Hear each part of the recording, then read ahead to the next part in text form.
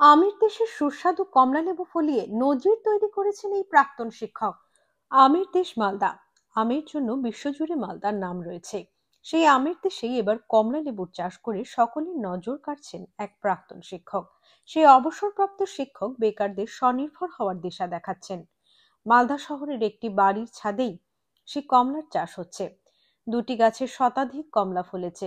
গত ৩ বছর ধরে বাড়ির ছাদেই এইরকম কমলার চাষ হয়ে আসছে। তবে এবারে সব থেকে বেশি কমলা ফলেছে। সেসব কমলা আকারে যেমন বড়, খেতেও তেমনি মিষ্টি।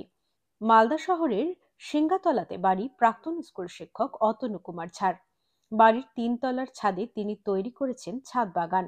সেই ছাদেই শখ করে গত ৪ বছর আগে দুটি কমলালেবুর চারা লাগিয়েছিলেন তিনি। মালদার মাটিতে কমলালেবু হতে পারে কিনা তা পরীক্ষা করতেই তিনি সেই গাছ লাগিয়েছিলেন। কিন্তু চারা গাছ লাগানোর ১ বছর পর থেকেই গাছে ফল হতে শুরু করে। দুটি গাছেই ৩ বছর ধরে কমলালেবু ধরছে। সেই ছাদ বাগানের গাছের কমলা খেতেও মিষ্টি, আবার আকারেও বেশ বড়। গাছ থেকে পেরে অনেক দিন রেখে দিলেও সেই কমলালেবু খাওয়া যায়। পরীক্ষামূলকভাবে গাছ লাগিয়ে তিনি সফল হয়েছেন। মালদার মাটিতেও কমলালেবুর বাগান তৈরি সম্ভব বলে জানিয়েছেন তিনি। সেই ছাদ বাগানে কমলা গাছ পরিচর্যা করতে যেমন কোনো রাসায়নিক ব্যবহার করেননি তিনি। শুধু জৈব সার দিয়েই এই ফলন। প্রতিদিন নির্দিষ্ট সময়ে গাছে জল দেন তিনি। তার বক্তব্য, যে কেউ ছাদ বাগানে এই কমলার গাছ লাগাতে পারেন। বেকার যুবকরা অল্প জায়গাতেই কমলা চাষ করে উপার্জন করতে পারেন।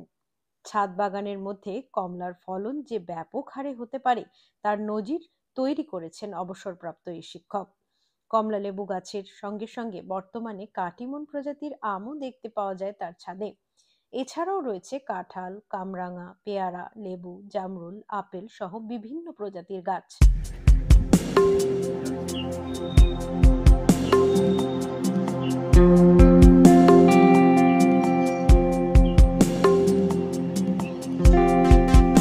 গাছ লাগানো আমার শখ। আমি বাগানও করেছি, মালটা বাগান আছে আমার, আম বাগান তো ছিলই। এখন উন্নত মানের গৌরমতি আমেরও চাষ আমি করছি। এটা ছাদে আমার শখের জন্য লাগিয়েছি এবং আমি চেষ্টা করছিলাম যে এই ভ্যারাইটিটা লাগিয়ে এখানে হয় কিনা সফল। আমি সফল। এই ভ্যারাইটি মালদার এই ক্লাইমেটেই হওয়া সম্ভব। যেগুলো বেকার ছেলে যারা ঘুরে বেড়ায়, 10 কাঠা 15 কাঠা মাটি পড়ে আছে বাড়ির পাশে, এই জাত লাগালে এই জাত মালদায় বিক্রি হবে, বাইরেও বিক্রি হতে পারে। যে কেউ যদি বাণিজ্যিকভাবে এটা লাগায় বাইরেও বিক্রি করতে পারে।